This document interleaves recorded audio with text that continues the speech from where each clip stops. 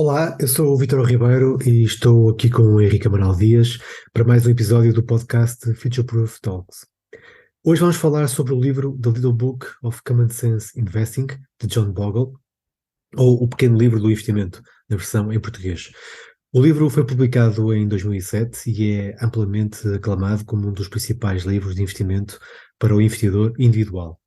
O autor, John Bogle, foi um investidor e o fundador da Vanguard, atualmente uma das maiores empresas de investimento do mundo.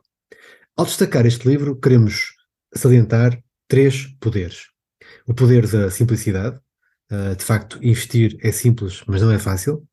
O poder da capitalização composta, o tal conceito de juros, e o poder da diversificação. E neste caso, saliento a metáfora da agulha no palheiro com o mercado de capitais.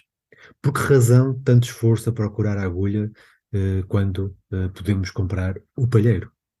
Relembro que podem seguir-nos no Spotify, Apple ou Google Podcasts. Se estão no nosso canal de YouTube, já sabem, aproveitem para o subscrever e usar a secção de comentários para colocar dúvidas ou até sugerir temas.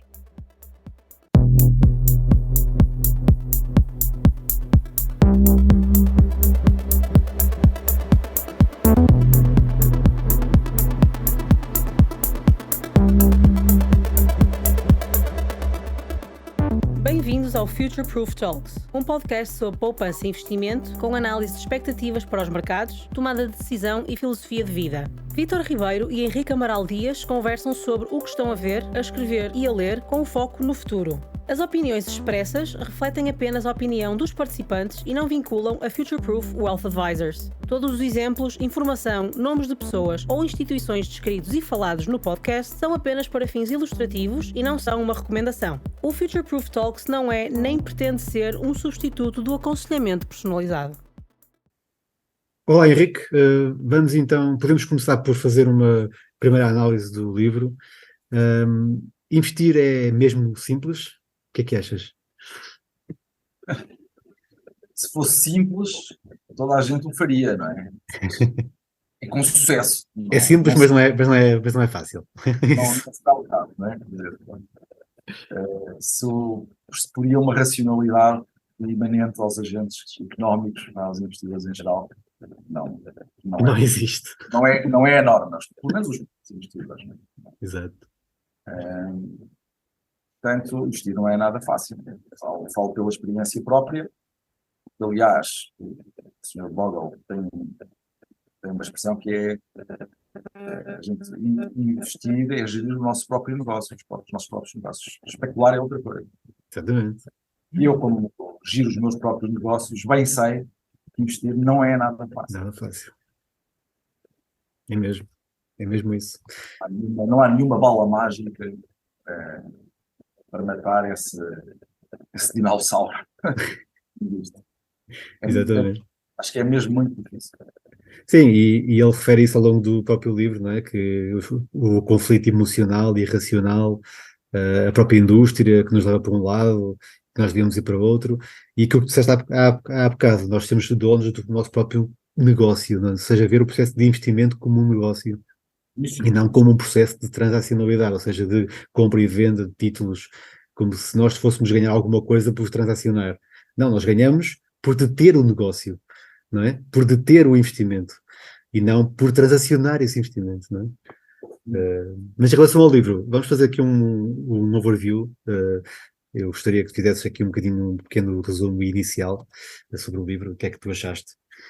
Sim, eu, quando comecei a ler o livro, eu li este livro, digamos, aos bochechos. Exato. Comecei a ler o livro, as primeiras 50 páginas do livro, achei-as veras repetitivas. O livro tem uma ideia central. É uma tese. E a tese é: estar quieto, não faças nada. Exato. Quanto que a indústria financeira quer que tu te mexas, quer que tu hajas, quer que compras, que vendes, acredites que eles sabem mais do que o mercado. Isso. E isso não é verdade. Portanto, estava eu a dizer, ao ler o livro, parei. Eu tinha falado contigo na altura e disse: nossa, isto é um bocado seco. Mas não é. Porque Não, mas porquê? Depois o livro vai desenvolvendo algumas ideias complementares que são muitíssimo importantes, né? E apoia a sua tese em dados que são incontroversos e muito objetivos. Uhum. Por exemplo, eu não tinha ideia dos 300 e tal fundos que existiam em 1970. Não sei dividido à data que o livro foi publicado, Exatamente. mais de 2016. O survivorship bias, não é? No fundo. E depois, dentro desses que sobreviveram, eu faço lá uma análise, dizer que só, eu até posso mostrar aqui, que só 1% ou 2%, ou lá o que é que foi, desses fundos é que conseguiram ter uma performance que bateu o mercado. Exatamente. De forma consistente, não é? Sim. Permites mostrar isso? Sim. Claro que sim. Mas é uma visão interessante disso. Ele faz bem esses cálculos ao longo do livro e com dados que são um pouco antigos, é um facto, o livro é de 2007, mas acaba por ser bem atual, porque sabemos que existem muitos fundos que não sobrevivem mais do que 2, 3, 5 anos, no máximo, e que depois há muitas fusões entre eles também, e portanto, dificilmente um fundo acaba por ter boas performances de forma recorrente, não é? Só para Mas isto é interessante porque essa parte ajuda a explicar um pouco o racional que vem no livro, não é? Que estás a dizer que aliás, ele é o fundador da Vanguard, que foi a primeira empresa que fez o primeiro fundo índice, não é? reparem bem isto é o do capítulo 10, não é? Dos 300 e não sei quantos fundos que havia, não é? Em 1970, em 2016, pá, já não havia 281. Exatamente. E dos sobreviventes, dos 74 sobreviventes, só 2 é que tinham excedido por 2% ou mais a performance do mercado. Exato. Depois o resto era marginalmente melhor e pior. Claro. Temos aqui os marginal winners 8, excediam entre 1% a 2%, é marginal, e depois tem que se ajustar ao risco, além de mais. Sim, claro. Isso é uma análise crua, não é? Aí, em termos de retornos. Depois temos 35 que obtiveram o mesmo retorno do mercado, isto dos sobreviventes, não é? Sim. Depois temos os perdedores, marginalmente perdedores, e depois temos os solidamente perdedores. Exato. Ou seja, destes que sobreviveram, só temos 2 que realmente conseguiram ultrapassar a performance do índice. Dos 370 e tal que existiam em 1970, quer dizer, isto é avassalador, não é? É avassalador, sim. E depois ele mostra, quer dizer, o porquê das coisas, e vai ao osso, como a gente costuma dizer, as comissões das vendas, aqueles que distribuem os dividendos, as implicações que isso tem do ponto de vista fiscal, etc. E mostra que mais vale estar quieto, não é? Quer dizer, don't do something, stand where you are, não é? Não faças nada. Seguir o rumo, não é? Ele diz muitas vezes isso também. Portanto, decide uma alocação entre ações e obrigações, escolhes fundos índices nos e noutros, pronto, e depois, relativamente à alocação entre obrigações e ações, aí é algo que tem que ser visto com muito cuidado, não só em função dos objetivos do investidor, da sua capacidade e da sua vontade em assumir risco. Ou seja, a sua capacidade para assumir risco tem muito a ver com a sua situação financeira, com os compromissos futuros que vai assumir, etc. Portanto, acabei por achar o livro tão interessante que não só o sublinhei todo, como depois fiz uma síntese do livro de 16 páginas, que é sempre bom resumir em 16 páginas alguma coisa que tem 260 e qualquer coisa páginas. Exato. A versão que eu tinha, não é? Eu achei o livro muito interessante, acho que recomendo vivamente às pessoas que o leiam, porque é um livro simples, não é um livro que tenta impressionar as pessoas pelas contas complexas, pela matemática. Exato. Qualquer pessoa com... Aliás, já fala na aritmética humilde, não é? Exatamente. Na regra implacável. Eu acho que é um livro extraordinário e vale a pena. Agora, é assim, talvez pela honestidade dele, esse que é um tipo estruturalmente honesto a escrever, no início parece que se vai tornar uma coisa competitiva. Mas se ultrapassar essa barreira, essa nossa resistência inicial, o livro é altamente compensador. Sim, sim, sim, também acho. Sim, eu também, Recomendo livro. é isso mesmo. Sim, eu acho também, na minha opinião, o John Bogle foi um investidor e um empreendedor excelente, né? Foi incrível, porque ele foi o primeiro, foi ele que fundou o primeiro Index Fund, o primeiro fundo Index, que era o Vanguard 500, ou seja, que replicava o índice SP500, né?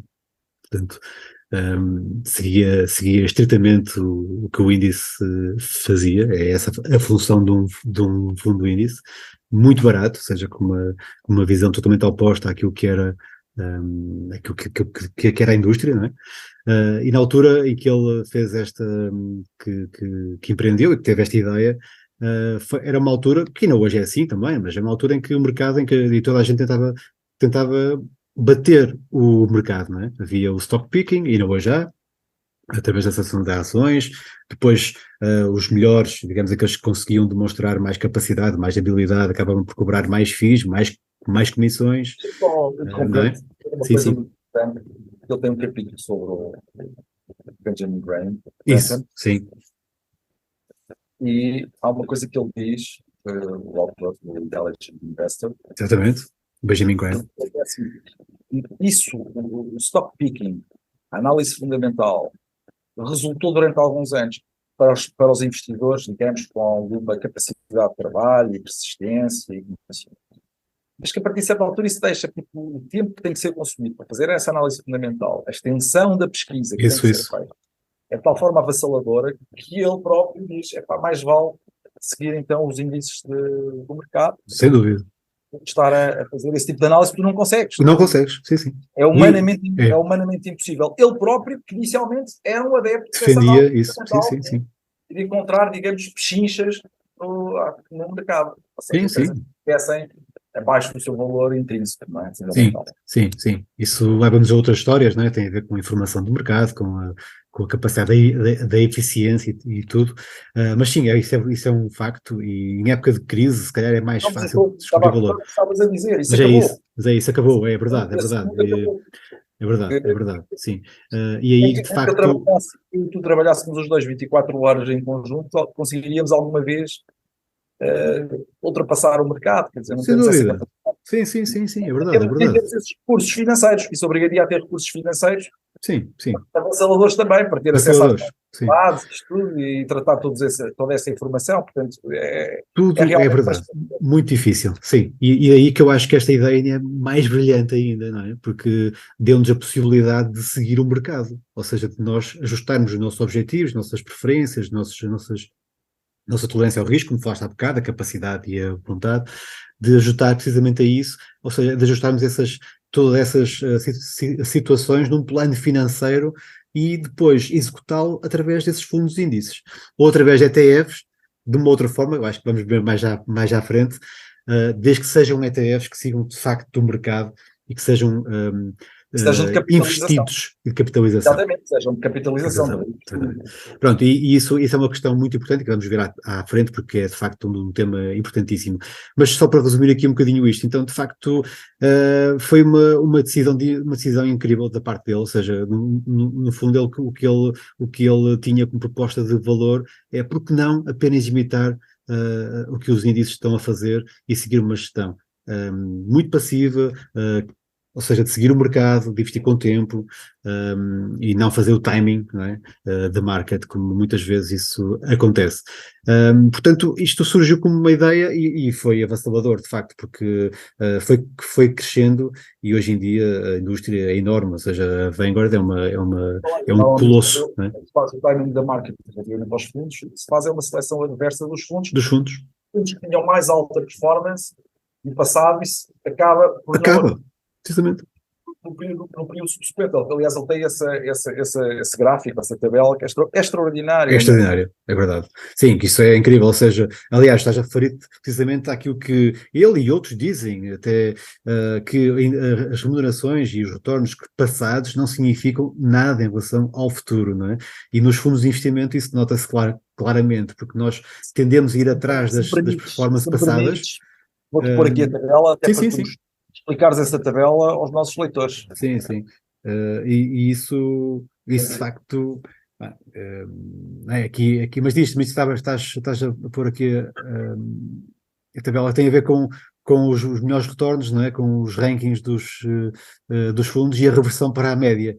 Não é? Aí está. Isto é uma ideia forte também que ele diz durante o próprio livro, e que tem a ver com a indústria de fundos de investimento, que se são, digamos, têm uma performance acima da média num determinado ano, o que vai acontecer é que nos anos seguintes essa performance vai desaparecer, essa alfa, não é? Que nós chamamos, o excesso de retorno, desaparece.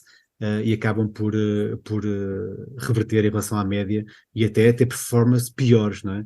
E depois há muitos fundos que se fundem, não é? Aliás, ele diz aqui isto. Tiveram mais alto retorno, 27% no período subsequente, né, tiveram pior retorno.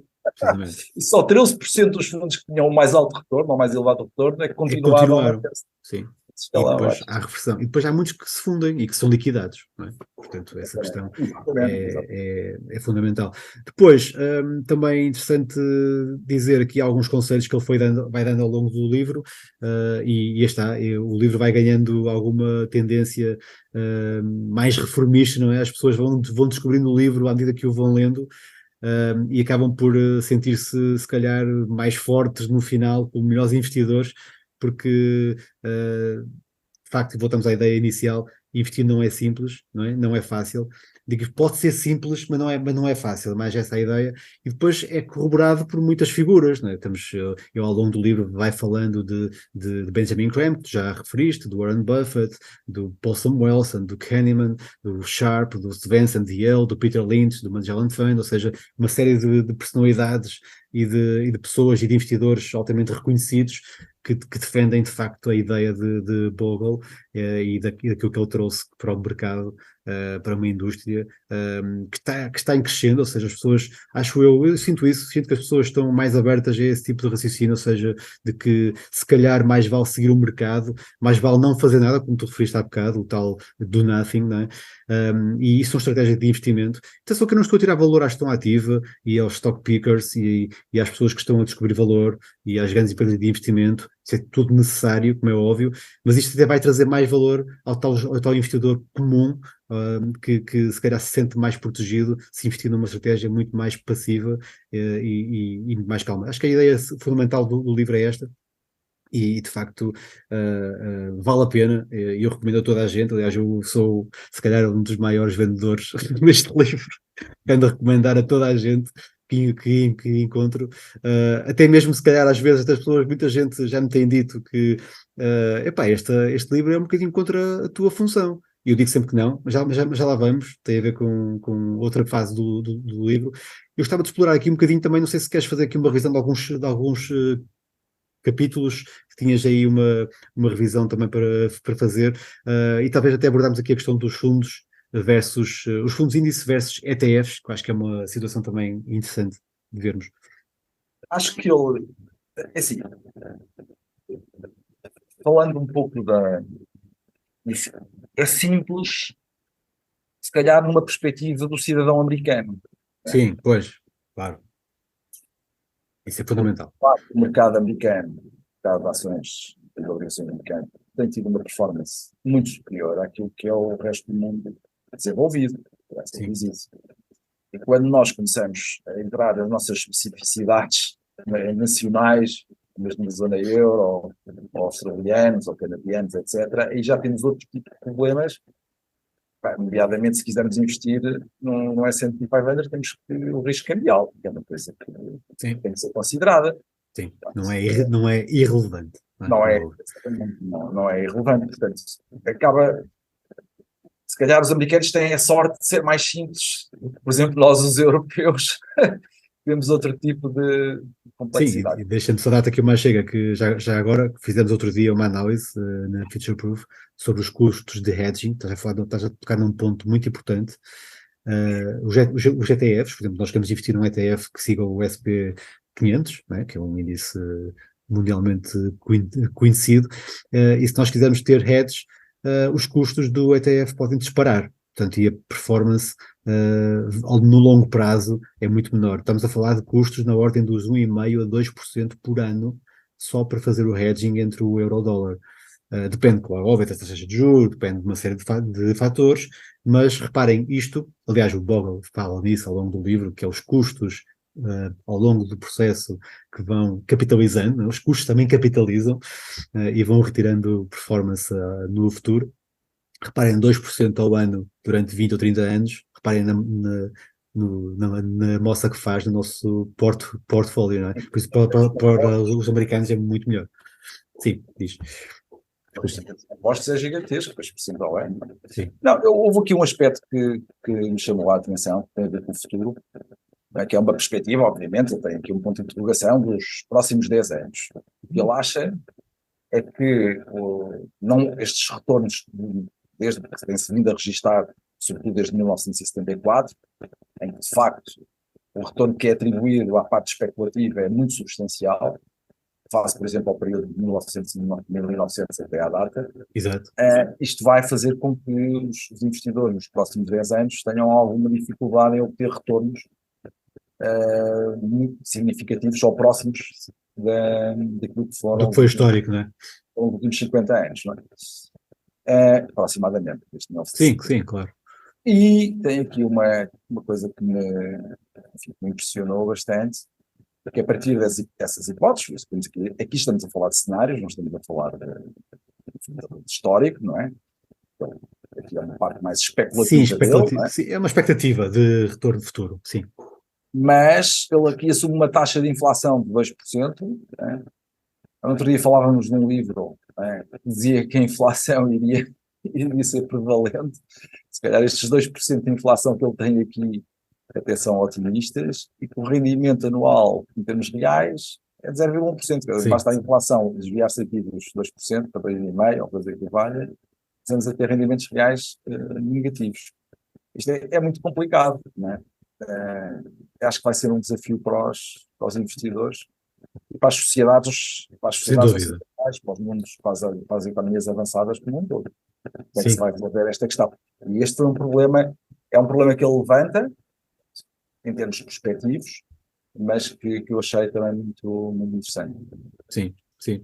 Sim, aliás, estás a falar disso e ainda estamos no fim do ano, portanto, e este ano, 2022, já é tido como um dos piores anos de sempre para os investidores, porque tivemos uma performance negativa não só nas ações, mas também nas obrigações, e a performance negativa foi brutal nas obrigações, portanto, com a duration a ter um impacto relevante aqui, a subida da taxa de juros e o preço das obrigações a cair muito.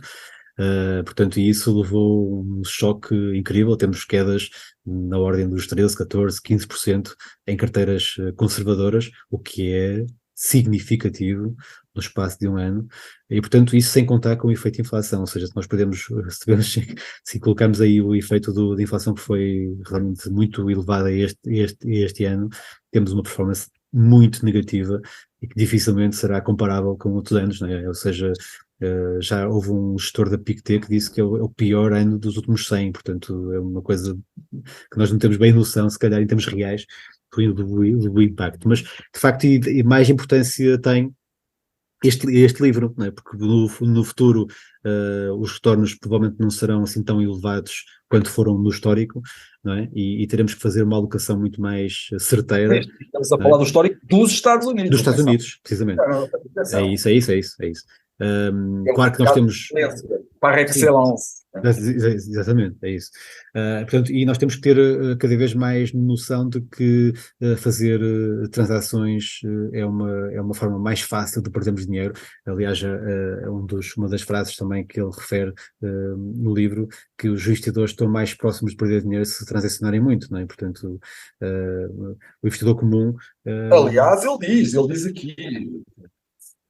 Um estudo académico mostra que entre 1990 e 1996, esses investidores fizeram aqui um trading, não é, de 21% ao mês, não é, que lhes deu um retorno de mercado de 17,9%, mas os custos de trading comeram 6,5% e acabaram por ter 11,4%, o que representa apenas 2/3, 66,56%, do retorno do mercado.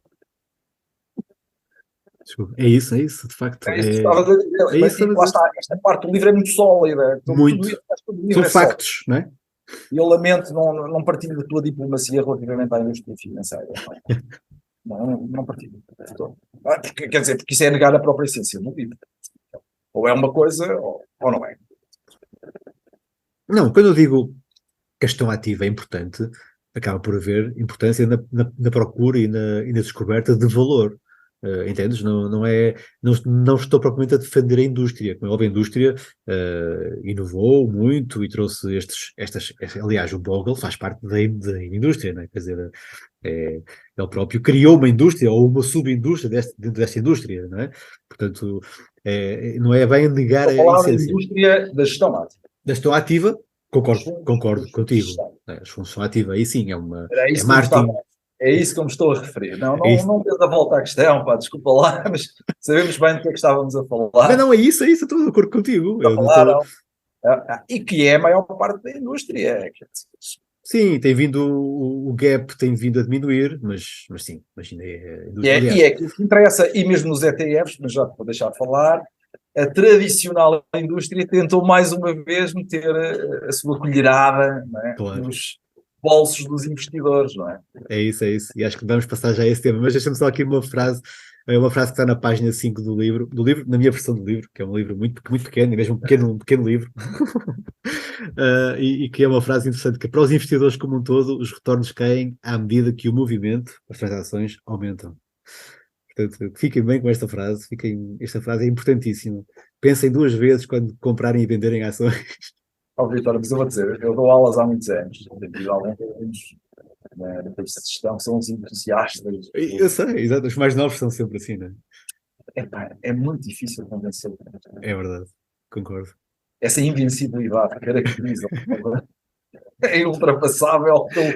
Eu acho que ao fim de 20 anos, se calhar vão conseguir, não é? Não sei, digo eu, ao fim de 20 anos. Daí a importância de ler o livro. De facto, o livro depois apoia, estriba-se muito bem nos dados, no histórico. Sim. E desse ponto de vista, torna a consolidação das ideias, na minha opinião, indetecável. Sim. Bem, em relação, abrimos o jogo um bocadinho há pouco sobre os fundos índices e sobre os ETFs. Portanto, os ETFs, como as pessoas que nos ouvem e que nos veem devem saber, são Exchange Traded Funds.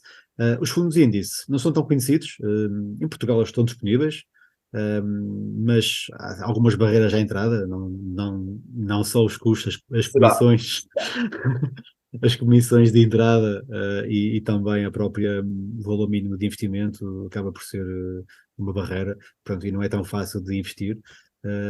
Existem alguns fundos que são aproximados a fundos índice, mas não são tão baratos como os fundos índice, mas os fundos índice nomeadamente se replicam um índice, por exemplo o SP500, o Dow Jones, o FTSE 100, entre outros, e tem exatamente a mesma composição que o índice, ou seja, se o índice tiver 4% de Apple, o fundo do índice vai ter 4% de Apple. Portanto, o fundo do índice é atualizado quando o índice que o fundo replica muda a sua composição, portanto, se houver uma saída de uma empresa do índice ou uma entrada, portanto, o fundo replica precisamente isso. Portanto, é uma forma também de vermos como é que são compostos, não é? Depois, não há gestor, sim, eu estou a fazer a comparação com os ETFs, sim. Isto é importante, esta situação, ou seja, nós temos ali algumas características dos fundos índices e dos ETFs, muitos deles são comuns, outros não, porque depois os ETFs acabaram por ter uma divergência, porque a indústria, lá está, criou os ETFs como uma resposta aos fundos índice. Para quê? Para que houvesse capacidade de transacionalidade, ou seja, os ETFs têm aquela característica de que podem ser transacionados de forma em real time, portanto, intradiária, são como ações, portanto, são ações, portanto, e que nós podemos especular com base em ETFs, e é isto precisamente que o Bogle não defende, não é? Aliás, uma das características que ali estás a mostrar é precisamente isso, o long time horizon, ou seja, o horizonte temporal longo no trading ETFs não é aplicável, porque a indústria refere muitas vezes isto, aí está, a tal indústria ativa refere muitas vezes isto, que é preciso transacionar, é preciso posicionar as carteiras, é preciso comprar agora este ETF recente que saiu e que segue uma tendência, porque depois também há outra situação, e é o que ele refere ali, os ETFs que acabam por seguir agora novas ideias, porque ele faz essa distinção, ou seja, há os ETFs que de facto são parecidos com os fundos índices e que seguem um índice e, portanto, acabam por ter ali uma postura de investimento de longo prazo que o investidor pode acompanhar, e aí para o investidor europeu, sem dúvida que a única forma, ou a forma mais acessível de investir é via ETFs, não há dúvida. E os ETFs acabam, em termos de custos, também acompanham bem os fundos índices, são custos muito semelhantes.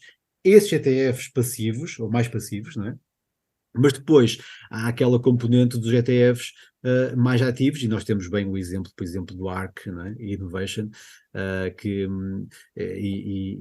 realmente é uma diferença incrível. E porquê? Porque eles próprios criaram índices para depois haverem ETFs que os sigam, ou seja, há uma adulteração quase da racionalidade que é investir em ETFs. Portanto, são ETFs ativos, estão ativa. E aqui seguem índices que os próprios. Aliás, o Bogle, mesmo em 2007, refere isso no livro. Ou seja, antes de haver esses ETFs mais ativos, ou atenção, já havia, mas não haviam tantos como agora há, já referia isso, ou seja, da possibilidade de existirem esses ETFs mais ativos que replicam índices que são feitos à medida. Não é? E que depois, claro, que seguem tendências, que muitas delas não se revelam boas, portanto, não seguem setores, não seguem geografias, não seguem índices, seguem aquilo que o gestor pensa, ou aquilo que espera que venha a acontecer. Portanto, isto são as grandes diferenças entre fundos índices e ETFs. Portanto, e depois há também uma situação que é importante referir, que tem a ver com a tal negociação intradiária como ações. Portanto, nos ETFs apresentam um bid-ask spread, não é? Ou seja, há uma diferença entre o preço de venda e o preço de compra.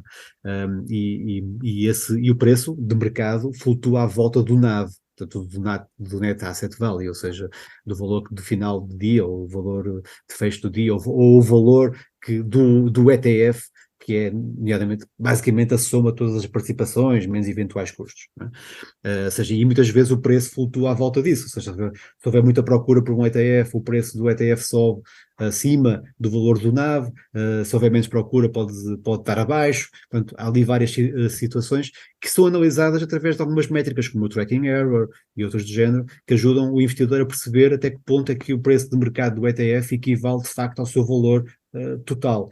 Portanto, e é importante essa métrica e essa análise. E depois também tem a ver com os custos, não é? Há ETFs que têm custos mais elevados, depois há também ETFs que não são ETFs de replicação física, que são ETFs de replicação sintética, o que faz também mudar a perspectiva do investidor, ou seja, o que eu quero dizer com isto? Que não podemos dizer que os fundos índices são iguais a ETFs, não são, claramente. E o Bogle, ao longo do livro, há um capítulo específico disso, que explica claramente isso, que os ETFs são uma invenção da indústria, aí está, mais uma vez, para arranjarem mais transações, para comissões, para comissões de trading, de corretagem. É assim, é um mercado, e portanto eles querem que os investidores transacionem, comprem, vendam, mesmo que digam que são sem custos, não acreditem, não há almoços grátis. Há muitas plataformas que oferecem, ou melhor, dizem que divulgam que o custo de transação é zero. Há sempre um custo de transação, nem que mais não seja o bid-ask que parece ser mais alargado, a própria detenção do There is no título. such thing as a free lunch. Não há Freelance, almoços. não há almoços grátis, portanto tenham atenção a isso, à própria custódia dos títulos, se está no mesmo na vossa conta, se não. Portanto, há aqui uma situação que é importante rever, e os ETFs, se não forem para transacionar, qual é a importância de pagar 5 ou 10 euros pela compra de um ETF, não é? No longo prazo? Sim, Não é importante. Aliás, Portanto, o Google diz isso. Há um determinado tipo de ETFs que de facto tem todas as características dos fundos índices. Desde que seja de capitalização e siga o índice no mercado. Sim, tu mostraste há bocado aquela imagem perfeita, ou seja, que esteja estático, acabou, não é? Isso.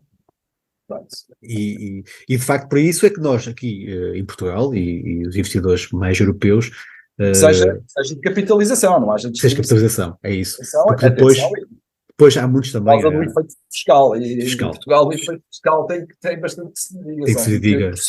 Sim. Sobre ganhos de capital ou sobre lucros distribuídos. Distribuídos, precisamente. Isso aí é um fator importantíssimo. E é também uma característica que diferencia. Portanto, o fundo índice é cotado ao dia, à semana, quer dizer, em princípio será ao dia, mas é ao final do dia, ou seja, há uma cotação, não há um bid-ask spread, há uma cotação única, ou seja, o NAV é esse valor ao final do dia, enquanto que o ETF não. E depois há a questão que estavas a dizer e bem, que é a distribuição. Portanto, e a distribuição de dividendos não é eficiente fiscalmente, naturalmente. É claro que se o investidor precisar da distribuição de dividendos para viver, estamos a falar de um cenário diferente, não é? É uma perspectiva diferente. Agora, se for uma perspectiva de acumulação no longo prazo, naturalmente. Uma coisa muito sábia, eu nunca mais me esqueci. O Google aflora isso, mas que foste muito explícito, completamente meridiano, o que disseste que é, Henrique, tu precisas de dinheiro para fazer face a uma despesa. Investe em acumulação e resgata. É isso que eu ia dizer, precisamente. Se não precisares, não resgatas e não resgatas. Precisamente. É isso. Ou seja, tendo unidades de participação do fundo. Do ETF, né? Não interessa. Isso é o que eu digo sempre. Se precisar. Ele está lá, não está a pagar impostos. Enquanto estiveres paradinho. Se precisares, resgatas. E até... Há outra coisa, deixa-me dizer, muito interessante que o Bogle diz. Me faz lembrar a hipótese do rendimento permanente do Milton Friedman. Sim. Que é, após a reforma, tu não deves ter uma regra estática que vais tirar 4%. Isso. Deves adaptar isso em função do mercado. Ou seja, em anos que o mercado está a baixar mais, tu deves apertar um bocadinho o cinto, e em anos que o mercado está com uma maior rentabilidade, até podes tirar mais do que os teus 4%. Portanto, faz uma gestão. E lá está a importância do financial advisor. Sim. Consultor financeiro, que é fazeres calma aí, olha, o mercado este ano está horrível, se calhar não tiras os 4%, tira 2,5%. Pronto, porque senão vais perder dinheiro, aperta ao 5%. Espera por anos melhores do mercado para tirares um bocadinho mais, ou seja, faz um ajustamento das tuas despesas, mesmo após a idade da reforma. Aí o financial advisor, para mim, desempenha um papel fundamental. E estás a passar a esse tema e eu acho importante desenvolvermos, de facto, é a visão do Bogle também em relação aos helpers, não é? Ele, é uma figura que ele designa de forma interessantíssima. Aliás, ele até dá o exemplo de uma família, não é, que decidiu recorrer a esses helpers. Got rot, que eu acho que é uma expressão engraçadíssima, não é? São aqueles gajos que apanharam com as pedras em cima.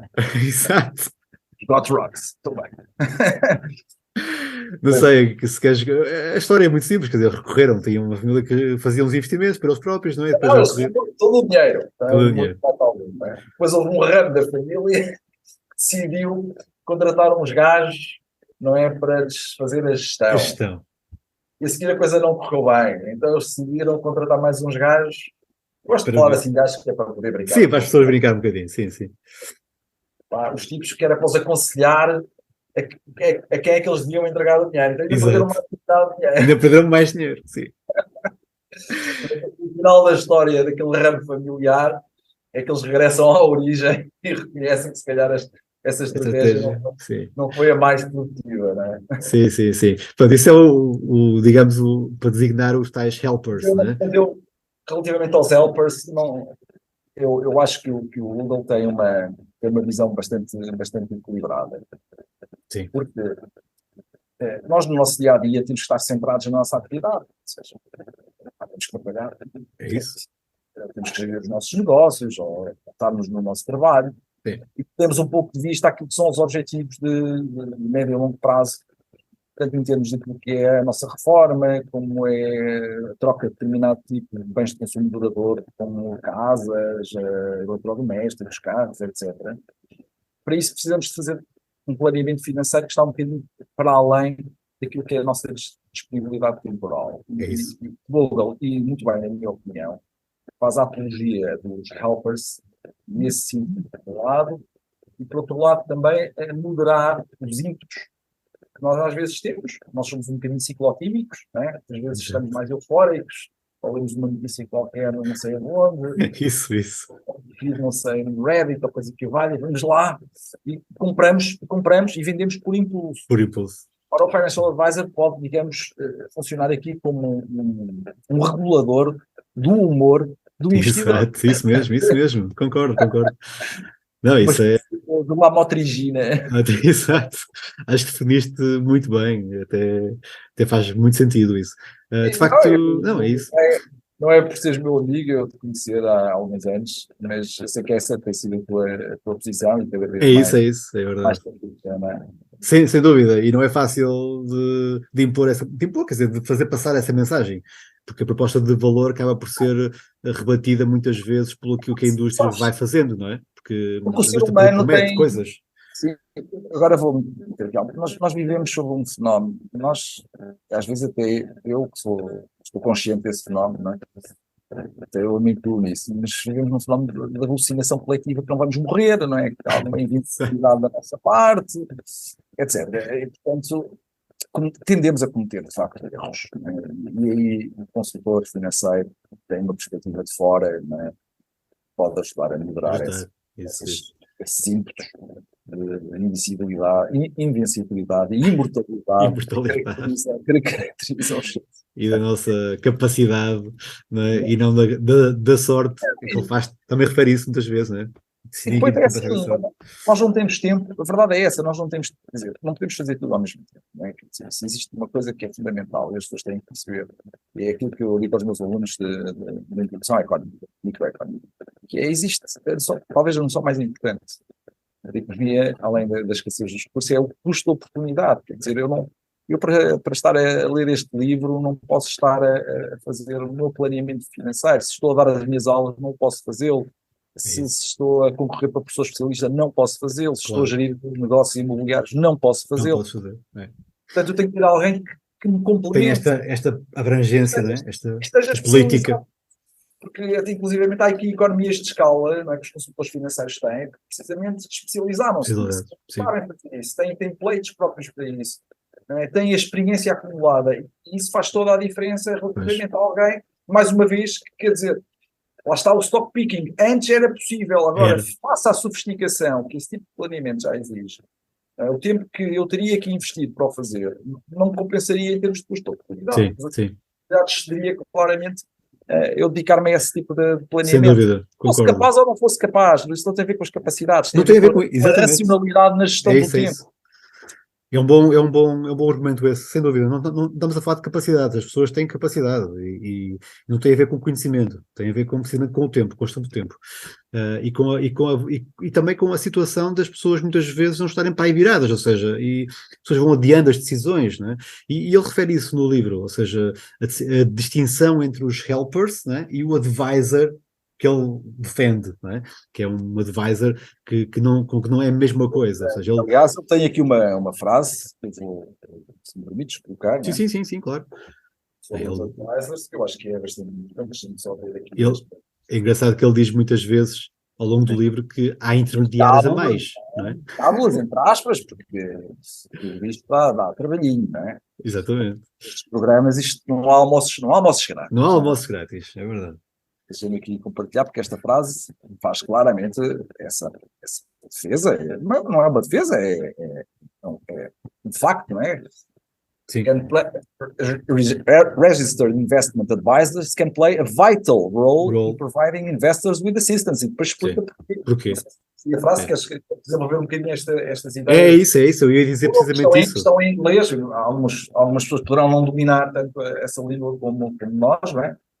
Já agora lançava-te um bocadinho o rap só de traduzir estas ideias. Sim, estas ideias. Eu tenho aqui precisamente, precisamente falar um pouco sobre isso, porque aquilo que nós sentimos é que as pessoas olham para o financial advisor, para o gestor de conta, o gestor de ativos, como um selecionador de fundos, não é? Como uma pessoa que vai descobrir a próxima grande subida do mercado, ou a próxima grande fundo que vai ser melhor agora, ou por aí Deixa-me fora. só dizer uma coisa, se fosse esse o caso, as pessoas têm que pensar numa coisa, essa pessoa não seria consultor financeiro, É isso. ela estaria multimilionária nas Multimilionário. Bahamas a gozar os seus rendimentos. Bem, É isso, é isso. estou à Mesmo, espera, é isso. Mesmo aqueles que são, e como estou à ele refere espera, aqui, estou à espera que o consultor financeiro seja uma espécie de figura divina. Isso não divina, existe. é verdade, é verdade. Não, isso é comum ouvir, Falar esta chega, mas quer dizer, isso é mas é. mais um mito que anda à volta desta ideia que os consultores financeiros são entidades divinas. Com certeza que não são, não é? Senão não seriam consultores financeiros. Não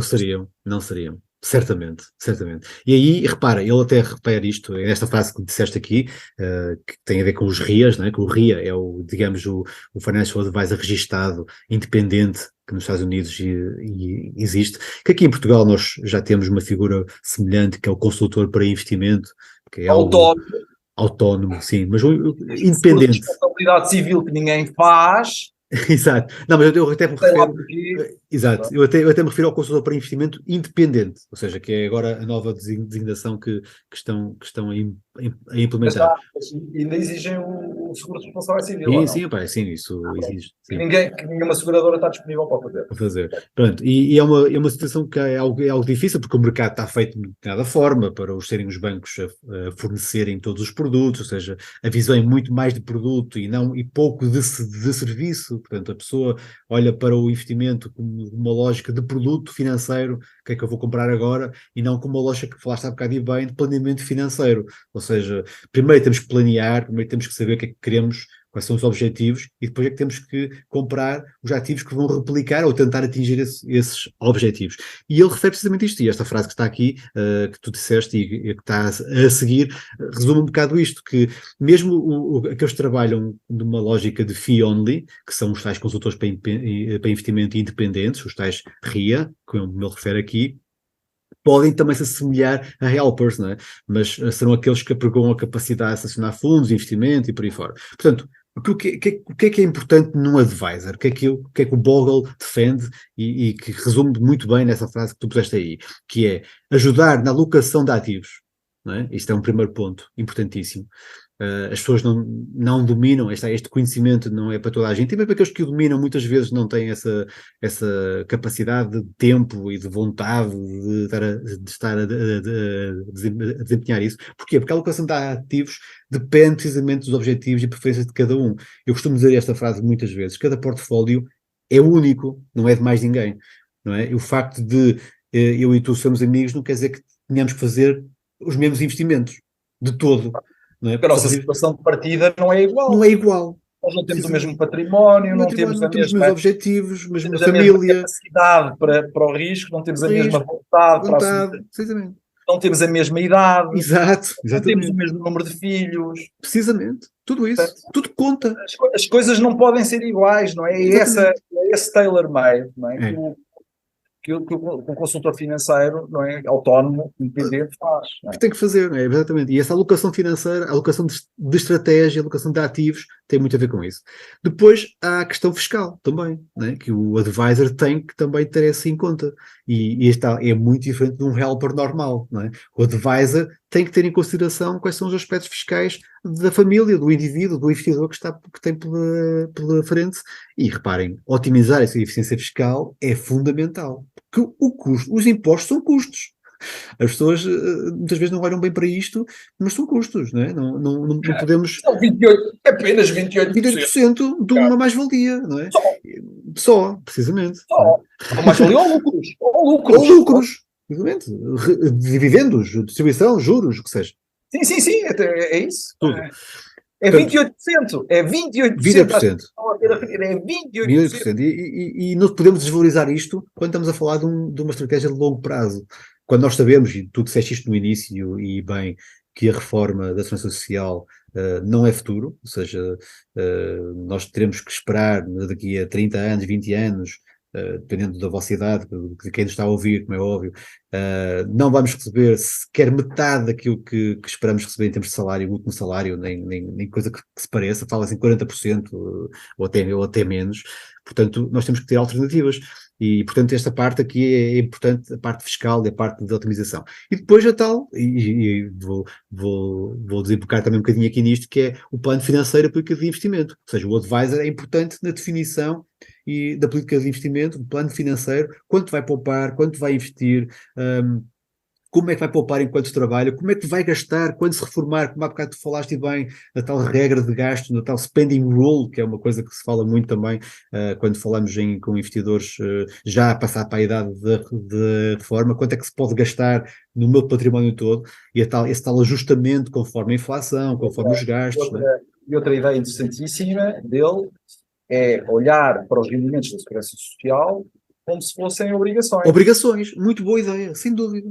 E, portanto, não fazer uma alocação entre obrigações e ações do remanescente apenas, integrando os próprios rendimentos da Segurança Social como obrigações e fazer a alocação em função disso. Em função disso, aliás. Achei isso uma ideia interessantíssima. Quer dizer, embora seja common sense, provavelmente eu tenho que admitir, a mim escapar-me-ia esse tipo de raciocínio. Porque escapar-me-ia no sentido. Não estava no teu mindset. Só está com o mindset. É isso. Dinheiro que tem, não é? Isso. Bem, aquilo é como se fosse um ordenado. Não, aquilo já não é como se fosse um ordenado. É verdade. É um rendimento fixo que nós estamos ali a ter. Não é? Aliás, uma das coisas que nós fazemos... Deve ser integrado em total e deve ser integrado na aplicação em termos de portfólio. Uma das coisas que eu passei a fazer depois de ler o livro foi uma espécie de balanço para os investidores, e acho que já deves ter visto isso, uma espécie de balanço, ou seja, ativo com os passivos, ou seja, os ativos têm todo o tipo de investimentos, sejam financeiros, reais, imóveis, por aí fora, e também nos ativos o valor atual das pensões. Portanto, faz parte do ativo o valor atual das pensões. Portanto, o valor atualizado, né, digamos, da expectativa. E muita gente olha para aquilo, mas isto está aqui, pois, precisamente. Não, os fluxos que nós vamos receber precisamente. Hoje, para o momento atual. Até para nós sabermos o nosso net worth, o net wealth, a nossa riqueza líquida, não é? Tendo em conta depois do passivo, que tem a ver com as nossas despesas, os nossos gastos também esperados, aí está, mais uma vez, valor atualizado dos gastos esperados, as dívidas, os empréstimos, os financiamentos, não interessa. Bem, isto para dizer o quê? Concordo em absoluto, e que o Bogle defende precisamente isso, ou seja, que a ação social, a nossa pensão da ação social, a nossa reforma, seja encarada como uma obrigação, porque de facto ela está ali, e os nossos ativos, como um todo, a tal integração de ativos, por isso é que eu também defendo muito isto, e o advisor tem que ser essa pessoa que faz isso, que é integrar todo o património da pessoa, ou seja, ter uma visão total do património da pessoa, para que depois, numa conta, não fiquem, de facto, se a alocação é 50%, aliás, ele dá esse exemplo no livro, se a alocação é 50% em ações, 50% em obrigações, num património financeiro de 100, temos que contar que, se já tiver 20 na ação social, e se forem obrigações, já não vai ser 50 e 50, não é? Temos que ajustar, ok? Isso eu queria também mostrar aqui uma frase que eu acho que é muito importante, que eu penso que aí o consultor financeiro tem uma importância decisiva, não é? Que é quando ele diz 94% das diferenças dos gestores de portfólio são explicadas pela alocação de ativos entre ações e obrigações. Deixa-me mostrar só. Sem dúvida. Aliás, o livro tem essas frases emblemáticas. Emblemáticas, sim. Que são frases que... para sempre, não é? São para frases sempre, exatamente. É verdade. E aí... São intemporais, sim. Mas isso depende de um conjunto de fatores muito pessoais que o consultor financeiro consegue, de facto, modelizar e que a maior parte das pessoas não consegue, sim. É 50-50, é 60-40, é 75-25, é 25-75. Quer dizer, e depois já há o rebalanceamento, não é? A forma como se faz o rebalanceamento também, que ele também fala sobre isso. Exatamente. E a questão emocional, E está. E só para finalizar, e antes de colocares isso para partilhar, só para questão, a última questão que eu acho que o advice é fundamental, não é a última nem é menos importante, atenção, é a última que eu estou a dizer, que é a parte emocional, a gestão emocional, a gestão comportamental do investidor. O que tu falavas há bocado, pá, vi uma notícia, pá, isto é espetacular para investir agora. Faz sentido? Nós, eu não sou, quer dizer, todos nós temos flutuações de humor. Claro, sim. Há vezes em que nos sentimos mais tristes, que vemos o mundo mais cinzento. Mais pessimista, não é? Há dias em que nos sentimos mais confiantes, mais eufóricos. Esse tipo de situações fazem-nos tomar decisões a vários níveis, inclusive a nível de investimentos. É isso. Então deixa-me só aqui mostrar a frase do faz isso, sim. Esta alocação, de facto, não é? Que é fundamental. É isso. E também depende muito das perspectivas das pessoas, não é? Quer dizer, ele depois até demonstra uma coisa extremamente engraçada. Engraçada? Não é engraçado no sentido.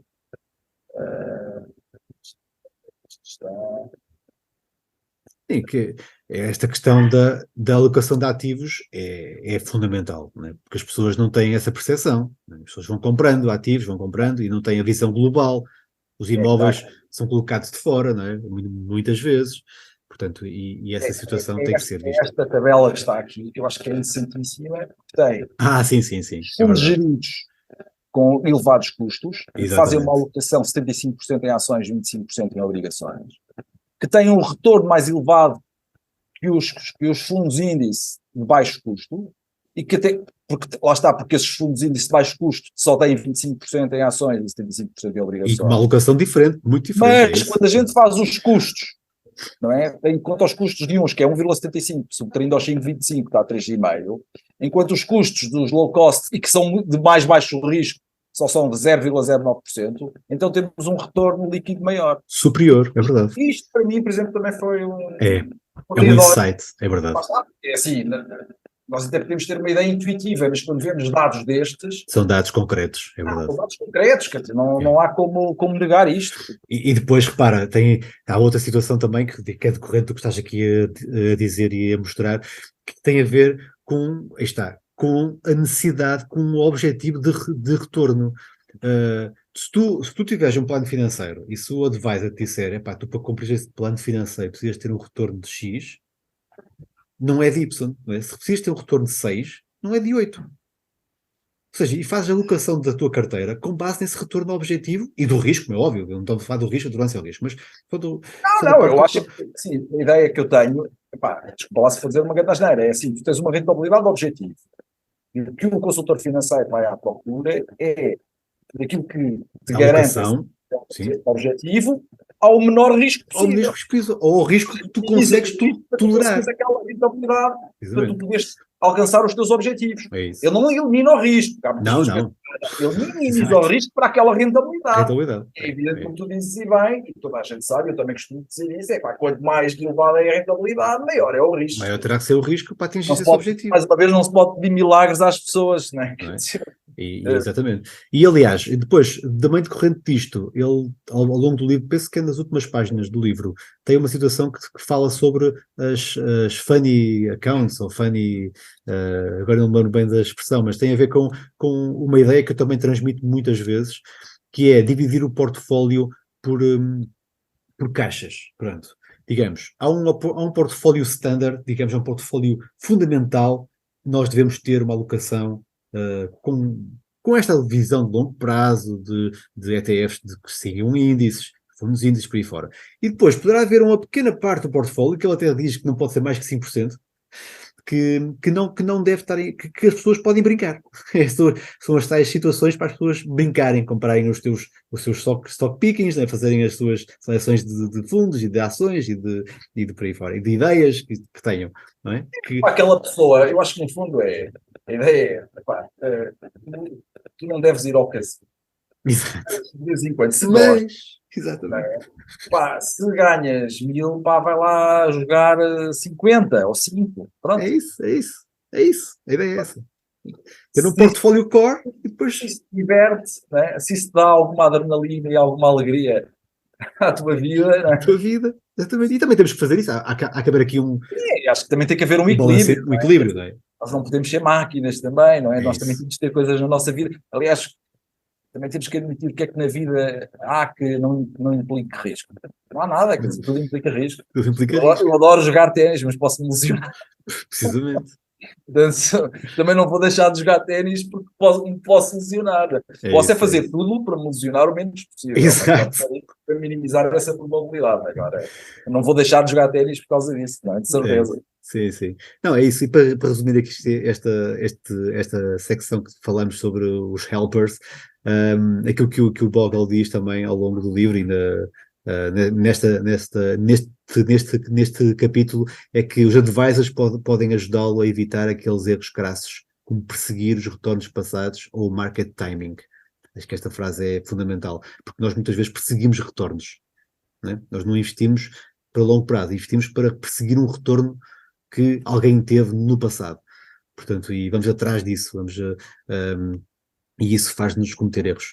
O Bogle aqui é letal, né? Os advisors que aconselham os investidores a selecionar fundos de investimento e produtos de investimento tradicionais não trazem melhor retorno. Pelo contrário, o retorno é pior do que os investidores que adotam o modelo do it yourself. Por isso é que tem surgido muita gente, muitos investidores a quererem investir sozinhos, não é? Porque já viram que os helpers não ajudam a ter melhores retornos. Pelo contrário. Aliás, o investidor comum tem piores retornos que o mercado, de uma forma consistente. Então, Vítor, se me permites, e para acabarmos o nosso programa de hoje sou eu a dar, digamos, o remate final, não é? É isso, está na hora, é verdade, já passou muito rápido isto. Vou mostrar precisamente aquilo que tu estavas a dizer com a frase dele. Wall Street businesses, o que querem é don't just stand there, do something. Do something. É. Os Main Street Investors, é aquilo que estavas a falar por último, dizem don't do something, just stand there. É isso. Sigam o rumo. Eu aqui até pus a cor verde e o verso amarelo. Que é para dar essa imagem. Tem cuidado e tal, não é? Não é um vermelho, mas tem cuidado. E o verde, ok, é porreiro, não é? Sim, é melhor ficar quieto, não é? E com a ideia de que investir com bom senso, não é? E muitas vezes essa questão da racionalidade. Termina o livro The Way to Help. The Way to Wealth. Caminho para a riqueza, não é? Não é? Este último parágrafo. E repara, e diz aí precisamente a questão da magia da capitalização. Da capitalização, não é? Que é o que ele fala muito. Da tirania dos custos. Dos custos compostos também, não é? Esta frase, esta The Way to Wealth, acho que replica e conclui brilhantemente o livro, né? e a ideia base que ele foi demonstrando e provando. Nosso 25 do Beste, o brilhantismo deste nosso programa de hoje. É isso mesmo. Assim nos despedimos e desejando um bom ano. É verdade, bom ano para todos. 23 para todos. Bons investimentos. Um abraço.